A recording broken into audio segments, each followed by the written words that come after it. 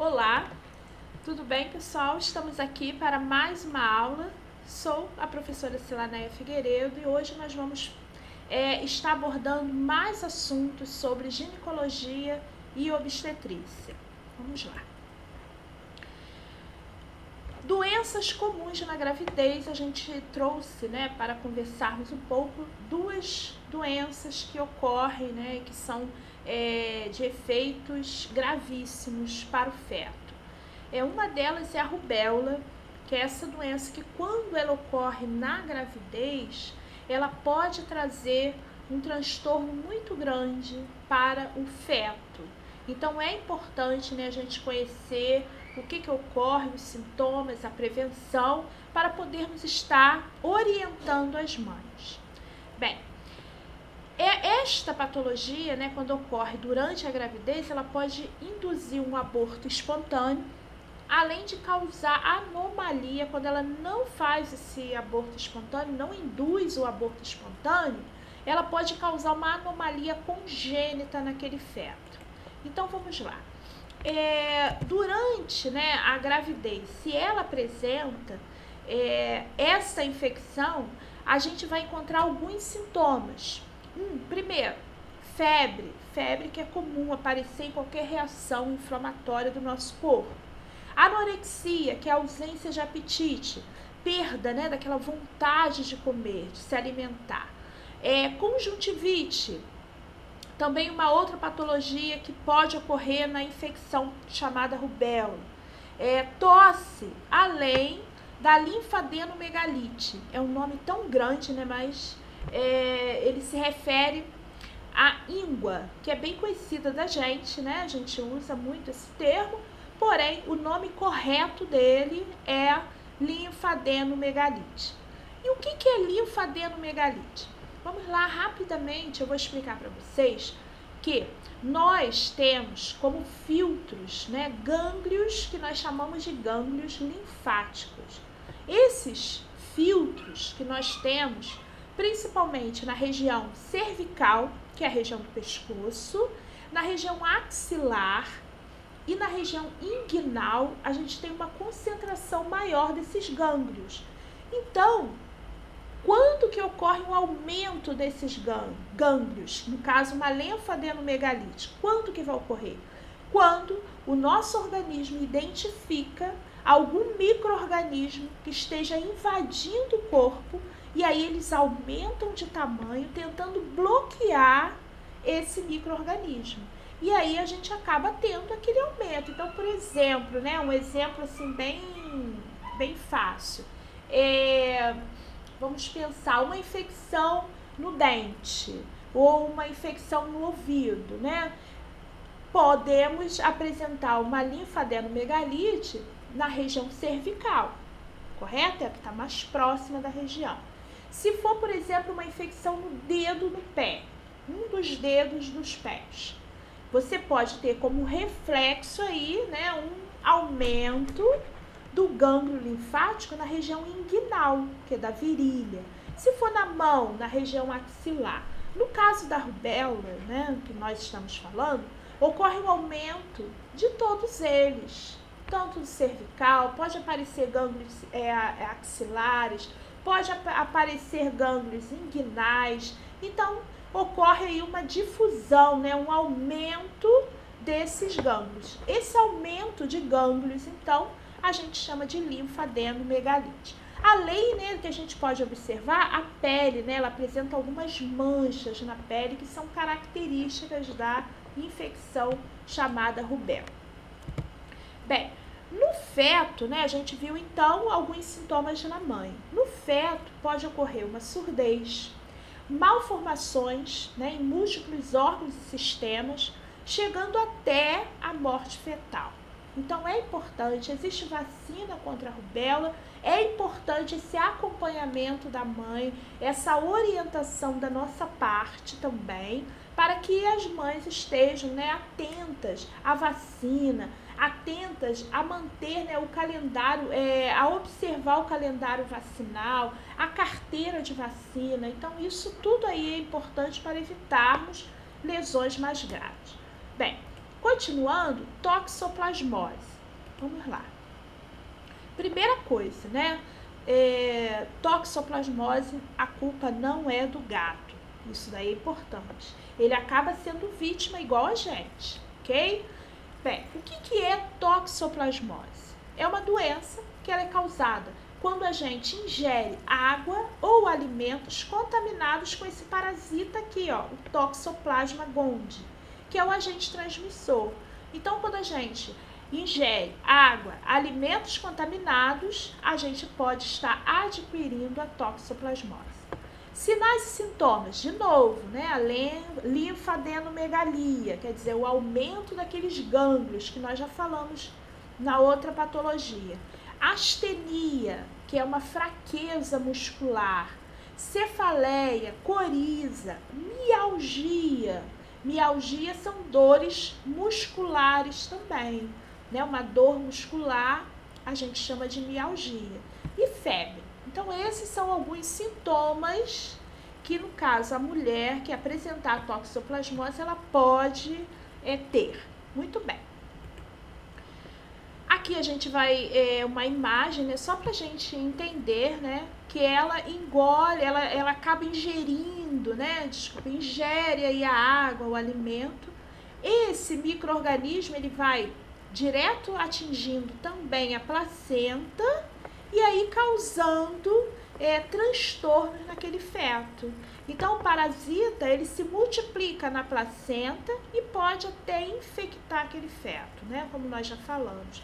E aí, o pior, né, as lesões são de nível sistema nervoso central e retina. Então, atinge muito, tanto a parte neurológica quanto a parte ocular.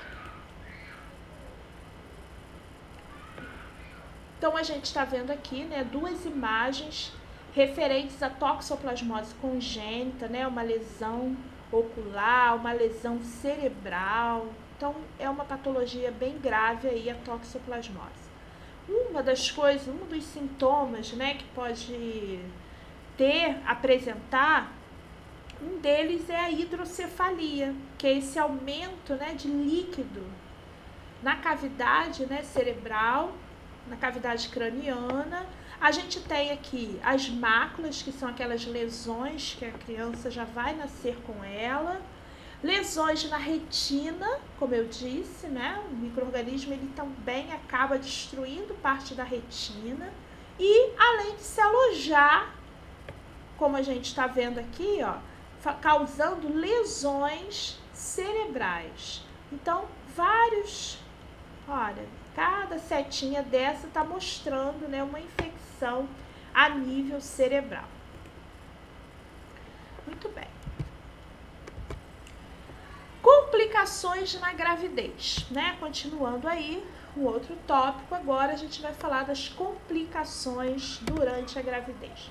A primeira, né, que nós vamos comentar é a doença hipertensiva específica da gravidez, DHEG, doença hipertensiva específica da gravidez. Então, vamos nós.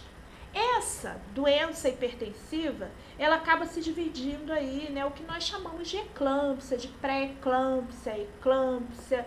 Bem, o que é pré-eclâmpsia? Qual a diferença da pré-eclâmpsia para a eclâmpsia? Primeiro, né, a pré-eclâmpsia, ela vai ser dividida em duas partes. Ela pode ser uma pré-eclâmpsia leve ou pode ser uma pré-eclâmpsia grave. Então, pré-eclâmpsia é a hipertensão e proteinúria. O que é proteinúria? Tudo que terminar com o sufixo úria, a gente vai estar se referindo à urina. Então, quando eu falo proteinúria, presença de proteína na urina.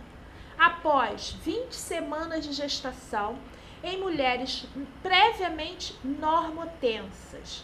Quer dizer, o que nós estamos dizendo? Que a mulher nunca teve pressão alta. Previamente, ela era normotensa, mas após a 20ª semana de gestação, ela se torna hipertensa. Essas mulheres, né, que a gente precisa acompanhar, ok? Então, a pré-eclâmpsia, ela é diagnosticada, né, por volta da 20ª semana. Então, é uma mulher previamente normotensa, ok? Bem, pré-eclâmpsia leve, né? Então, como eu disse, a pré-eclâmpsia ela pode ser de 2 tipos, leve ou grave. A pré-eclâmpsia leve, quando a gente verificar a pressão arterial desta mulher e ela estiver maior que 14/9, 140/90 milímetros de Hg, com espaços de 6 horas. Então, se a gente verifica a pressão arterial dela de 6 em 6 horas e estamos aferindo e vendo que ela está maior que 140/90, já é para a gente ligar o alerta. Proteinúria, se ela tiver mais de 300 miligramas de proteína em uma urina de 24 horas, que a gente já viu como é que colhe, como que é feita, né? A gente falou isso em semiologia. Urina de 24 horas. Então, é colhido exatamente aqui, ó, como uma indicação. Se ocorre uma suspeita de uma pré-eclâmpsia, o médico obstetra ele vai pedir uma proteinúria, uma diurese ou uma urina de 24 horas para poder verificar aí a quantidade de proteína que ela está perdendo na urina. Então, resumindo, pré-eclâmpsia leve, uma PA acima de 140/90 e uma proteinúria maior que 300. Agora, se a PA dela, no mesmo período, né, de 6 em 6 horas, ela estiver maior que 160/110, 16/11, e ela tiver mais que 5 gramas de proteína na urina, né, ou maior que 3 em 2 amostras, isso daí já é um caso de pré-eclâmpsia grave. Então, a PA maior que 160 e mais de 5 gramas numa urina de 24 horas, ou mais de 3 gramas em 2 amostras de 6, já é um alerta. Oligúria, a urina dela está com volume diminuído. Trombocitopenia, toda palavra que terminar em penia significa diminuição. Então, trombocitopenia é diminuição das células sanguíneas. Então, ela acaba tendo, né, uma queda na quantidade das células sanguíneas. Uma dor epigástrica, no quadrante superior direito do abdômen. Um edema que pode ocorrer, um edema pulmonar ou uma cianose. Cianose, que a gente viu, ausência de oxigênio no tecido. Então, fica com aquelas extremidades arroxeadas, azuladas. Um edema agudo no pulmão, que já é um caso bem mais grave. Distúrbios visuais ou cerebrais, isso daqui então já é um quadro de pré-eclâmpsia grave. Então a gente viu que da leve para grave a gente tem vários sintomas aqui inseridos.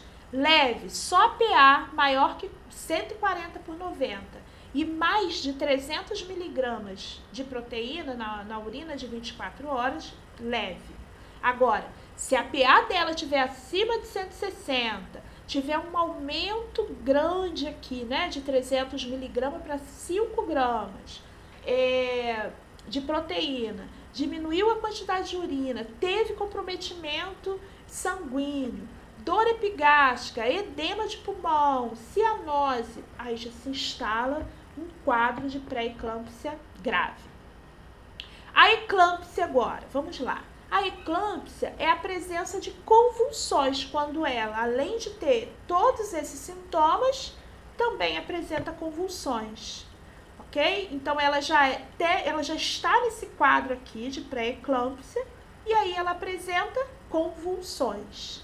Então, a gente vai passar da pré-eclâmpsia para a eclâmpsia. Então, a diferença aí básica é convulsão. Se tem convulsão, já tem um quadro de pré-eclâmpsia instalado e apresenta convulsão, então ela já está no quadro de eclâmpsia. Esse quadro aqui já é o bem mais grave, né? Essa paciente tem que estar internada, sob atendimento, sob vigilância médica, então já está num quadro mais avançado.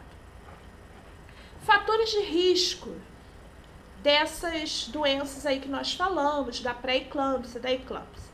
Uma gestação na adolescência, né? O organismo ainda não está totalmente preparado para receber aquela gestação, para alimentar aquele feto, né? Então, o organismo dela ainda está prematuro. Uma gestação em mulheres com a idade acima de 35 anos pode ocorrer, principalmente porque ela já tem, né, alguns comprometimentos sanguíneos, níveis de colesterol, ou ela já tem alguma outra patologia pré-existente. Então, isso daqui é importante. Gestantes com nível socioeconômico muito baixo, também, né? Porque aí vai entrar como nível de alimentação, né? Uma alimentação que não seja uma alimentação adequada. Então, a gente já acaba tendo, essas pessoas já estão nesse fator de risco, já estão nesse grupo de risco para desenvolver uma pré-eclâmpsia ou uma eclâmpsia. Gestantes desnutridas, primigestas, quer dizer, primeira gestação, primigesta, são as gestantes que estão pela primeira vez. História familiar de hipertensão, mãe, pai, vó. Hipertensão crônica, ela já é hipertensa, então ela já está automaticamente nesse grupo de risco. Se ela tem diabetes mellitus também, ou uma gestação múltipla, principalmente, né, acima de 2, de 3, né? Então, todos esses sintomas, esses fatores aqui vão tornar essa mulher como uma mulher propensa a desenvolver uma dessas patologias que nós falamos. Os cuidados de enfermagem aqui nós vamos ter: verificar sinais vitais, manter essa paciente em repouso e em decúbito lateral esquerdo. Esse decúbito lateral esquerdo aqui, eu vou pedir um trabalhinho para vocês, mas só para quem assistiu o vídeo aí já vai estar sabendo. O decúbito lateral esquerdo, porque a gente descomprime a veia cava, então melhora o fluxo sanguíneo, tanto que vai chegar no coração da mãe para poder ir para o pulmão e esse sangue ser oxigenado, e aí ele vai retornar, né, numa melhor qualidade para o feto. Então, o decúbito lateral esquerdo, ele é importante por isso, para evitar compressão na veia cava inferior. Registrar o peso da gestante. Então, é importante, né, a gente saber se ela está aumentando de peso, se esse aumento é devido a líquido, a retenção de líquidos. Administrar medicações hipotensora prescritas, né, medicações para diminuir a pressão arterial. Pesar essa paciente e registrar, controlar batimento fetal, analisar a urina, isso quando solicitado, encaminhar corretamente esse material para o laboratório, fixar esse resultado no prontuário, isso tudo é importante porque vai somar para um melhor atendimento dessa mãe. Ter os cuidados normais para convulsões de qualquer tipo. Uma crise convulsiva, o que a gente faz, né, numa crise convulsiva? Isso daí é importante, a gente amparar, a gente evitar quedas. Então, é importante ter grade nesse leito, porque no caso de crise convulsiva numa gestante, ela cair vai ser muito mais grave. Então, isso daí é importante. Então, todos os cuidados aqui, eles vão ser importantes nesse atendimento. Bem, eu vou dar uma parada, uma pequena parada aqui, só para poder esse vídeo não ficar muito grande nem cansativo para vocês. E aí a gente volta, né, no próximo vídeo falando do pré-parto em diante.